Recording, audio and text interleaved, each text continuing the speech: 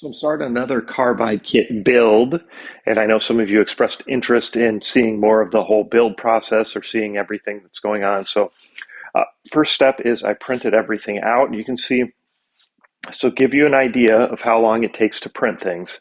This kit, so the black pieces you see right here, took 2 days to print at this quality level. So I printed at a slower speed at a higher quality level so that I was hoping I wouldn't have to do as much finishing work. And most of it turned out, fine. There's not really any finish work that's needed other than paint. But even with the exact same settings throughout the whole print, you'll get some spots where there's sanding that has to be done. Like you can see this little piece that's stuck on there maybe. And I've adjusted the settings on my printer, and if you get a 3D printer and you use different groups to try to find help, you'll find that it seems like half the people, their hobby is just perfecting their 3D printer. It's not actually printing anything.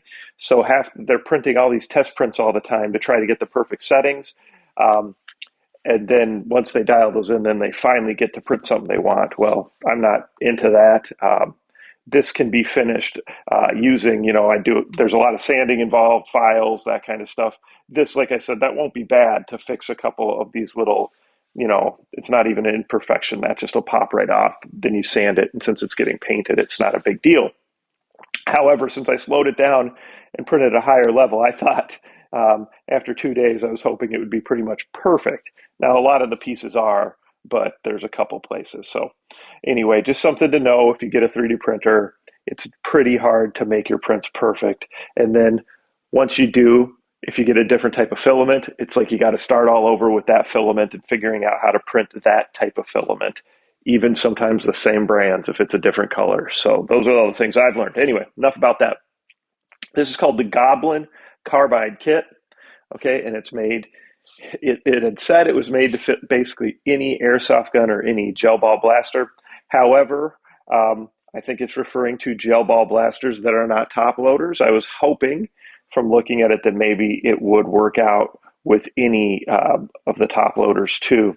So I'm going to probably end up using a Glock 18 style blaster just because I have more of them around. This one's just been primed. That's why it's this gray color. Or I was thinking of using like a 1911. So this was an Anstoy Glock 18. This was a Shermery 1911. But what'll happen here is the blaster needs to fit inside this piece, which it probably can't. So what I end up doing on a lot of these is really, I'll not even use this piece. I'll cut right here straight down so that this can fit in, because this is made for the trigger to fit, or the trigger guard to go right up flush to that. So I have to cut there, and then I usually have to cut out part of the top piece so that we can have the hopper on.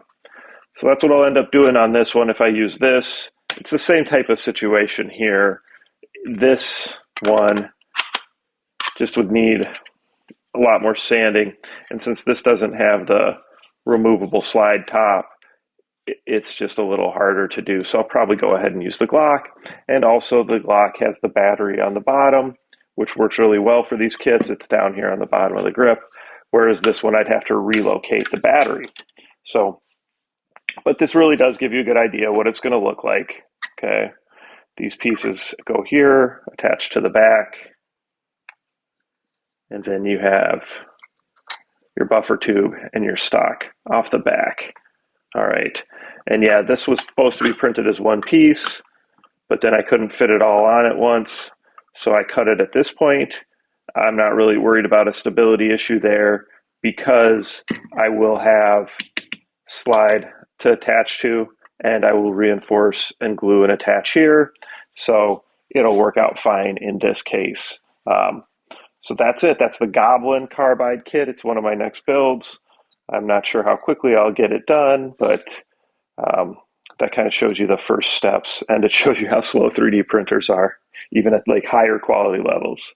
So thanks for checking it out, and I'll put all the different steps as we do this. Make sure you guys are commenting or asking questions, that type of stuff. I'll get back to you whenever I can.